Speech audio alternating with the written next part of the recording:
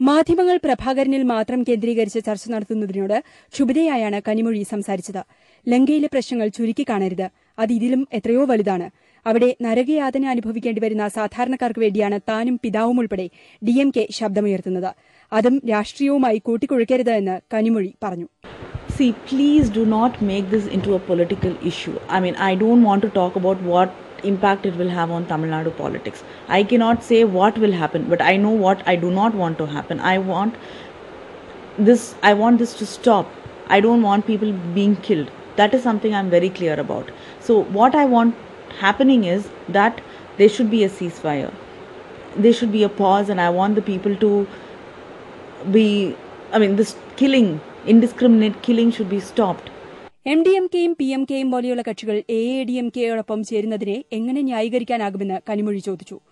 യുദ്ധമായാൽ സാധാരണക്കാരന്റെ രക്തവും ഒഴുകും എന്ന നിരുത്തരവാദപരമായ നിലപാടെടുത്ത ജയലളിതയെ പിന്തുണയ്ക്കാൻ തമിഴർക്ക് വേണ്ടി നിലകൊള്ളുന്നു എന്ന് പറഞ്ഞ LTTയെ പരസ്യമായി അനുകൂലിക്കുന്ന വൈക്കോയ്ക്ക് കഴിയുന്നത് എങ്ങനെയെന്ന് താൻ ആശ്ചര്യപ്പെടാറുണ്ട് എന്നും കനിമൊഴി പറഞ്ഞു.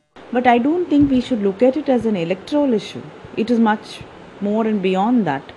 So it's just not an electoral issue, and even if it becomes an electoral issue, it should be going against Ms. Jayalalitha, because she is the one who's been completely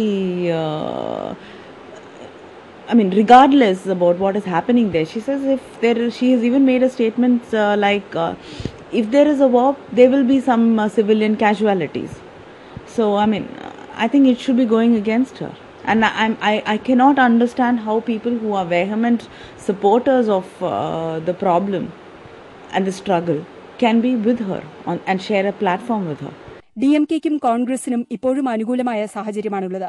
ആരുടെ നിലപാടാണ് കപടമെന്ന് ജനങ്ങൾ മനസ്സിലാക്കുമെന്ന് ഉറപ്പാണെന്നും കനിമൊഴി അഭിപ്രായപ്പെട്ടു. ഒരു കാവ്യനീതി എന്നാണ് എഴുത്തിൽ നിന്ന് രാഷ്ട്രീയത്തിലേക്കുള്ള കനിമൊഴിയുടെ കടന്നുവരവിനെ മാധ്യമങ്ങൾ വിശേഷിപ്പിച്ചത്. എന്നാൽ ഇന്നവർ തികഞ്ഞ ഒരു രാഷ്ട്രീയ നേതാവായി സംസാരിച്ചു തുടങ്ങിയിരിക്കുന്നു. DMKയുടെ ക്യാമ്പുകളിൽ അണികളുടെ സ്വന്തം അമ്മയാകുന്നു. ഇന്ന് ചെന്നൈ, നാളെ തഞ്ചാവൂർ, മറ്റന്നാൾ നാഗപട്ടണം, ഇങ്ങനെ നീളുന്നു അവരുടെ ഇലക്ഷൻ ക്യാമ്പയിനിങ്.